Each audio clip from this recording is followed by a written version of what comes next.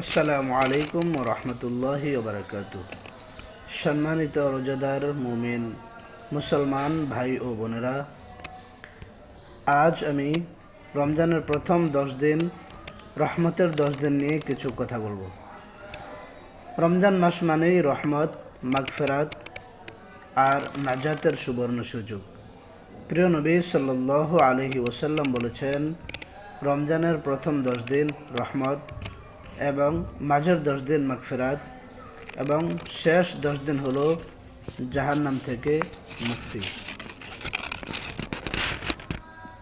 রহমতের 10 দিন মানেই হচ্ছে এই প্রথম 10 দিন অবিরাম বৃষ্টির মতো রহমত বর্ষণ হয় বান্দার উপর। যে বান্দা 2 হাত তুলে একটু কাঁদে এবং তওবা করে, আল্লাহ তাকে ফিরিয়ে দেন না। এই 10 দিনে আমাদের করণীয় কি?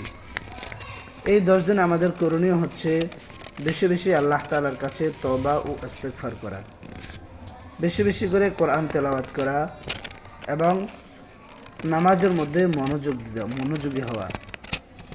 গরিব এবং দুঃখী যারা আছে, অসহায়, তাদেরকে সাহায্য ও সহযোগিতা করা এবং আমাদের অন্তরকে পরিষ্কার করা।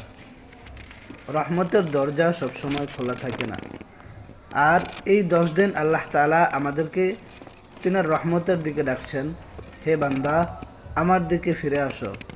হয়তো এই রমজান আমাদের জন্য শেষ রমজান হয়ে যেতে পারে, আগামী রমজান হয়তোবা আমরা নাও পেতে পারি।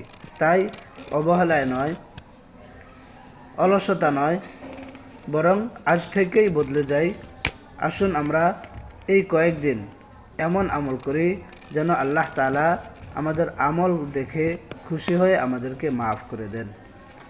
পরবর্তী ভিডিও থাকছে প্রিয় নবী সাল্লাল্লাহু আলাইহি ওয়াসাল্লাম কোন 3 জন ব্যক্তি সম্পর্কে বদদোয়া করেছেন।